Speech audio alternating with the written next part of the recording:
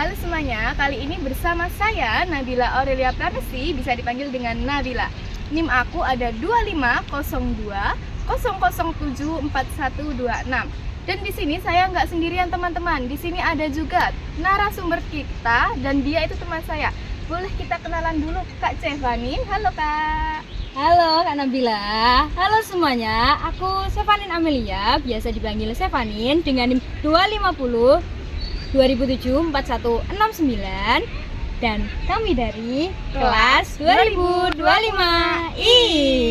Oke Kak, kita langsung saja lanjut ke pertanyaannya Kak. Ini saya itu dengar-dengar dari, apalagi di Prodi Pendidikan Bahasa dan Sastra Indonesia itu berbicara tentang naraya-naraya. Emang itu apa naraya Kak? Jadi gini Kak Nabila, naraya itu adalah penyebutan untuk LKMM Pratd X gelar penyambutannya Prodi Pendidikan Bahasa dan Sastra Indonesia, atau singkatnya seperti ospek jurusannya Prodi PBSI begitu.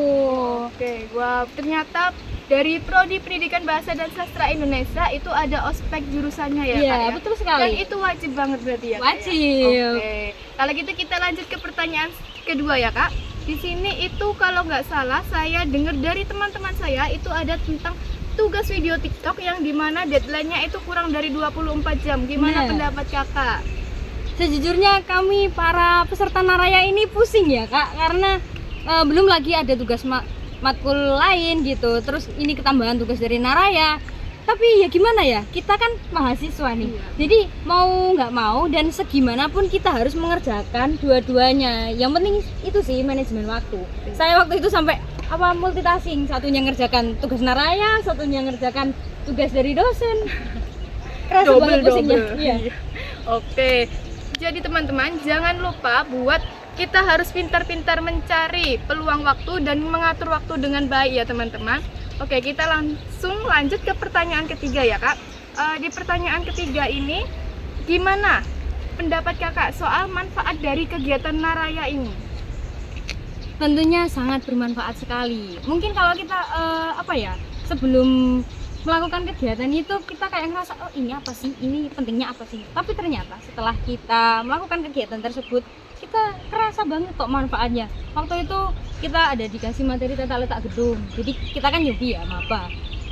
Siapa tahu biar kita tuh nggak nyasar ketika muterin FBS. Terus yang kedua kita juga dikasih tahu tentang gimana alur untuk pengajuan administrasi, ada juga pengajuan surat-surat tanda tangan ke Kaprodi seperti itu, dan tentunya banyak ilmu bermanfaat yang lain. Oke, wow, ternyata aslinya ospek jurusan ini bukan cuma tentang manajemen waktu ya teman-teman. Jadi dia itu juga tentang gimana cara kita menyampaikan atau menyerap informasi dari kakak-kakak tingkat kita semuanya.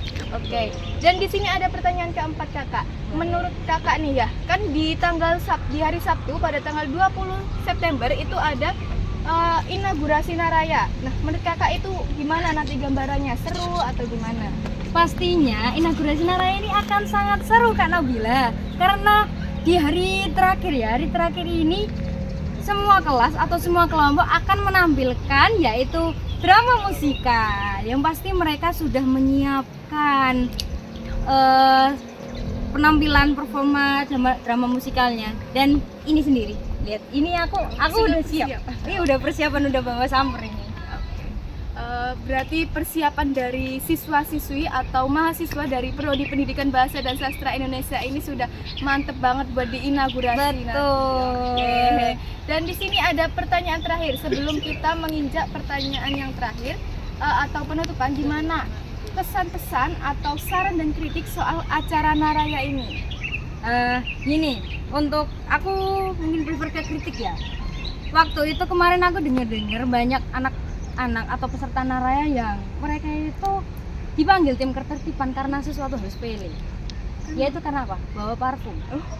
Pertama, mereka di buku panduan itu tidak diperjelas bahwa kalau ternyata parfum yang nggak boleh dibawa di naraya itu parfum yang berbotol kaca. Tapi sebenarnya ini harus dua arah sih ya. Dari pesertanya juga harus aktif, dari panitianya juga harus memperjelas bahwa pertama peserta harusnya nanya gimana spesifikasi parfum yang nggak boleh dibawa itu apa aja. Yang kedua, di buku panduan itu harusnya benar-benar diperjelas lagi kayak gimananya. Begitu Mbak. Begitu kan Nabila. Oke, jadi teman-teman jangan lupa untuk di saat ada seminar atau apapun kita harus aktif bertanya ya teman-teman. Betul sekali. Karena ada pepatah, jika kita tidak bertanya kita sesat di jalan. Iya. Oke. Sebelum itu mari kita penutupan dulu ya Kak Iya, Stefanin. boleh. Baik. Sekian kami cukupkan dari kami Saya Stefanin Amelia. dan saya Nabila Aurelia Pramesti. Sampai jumpa.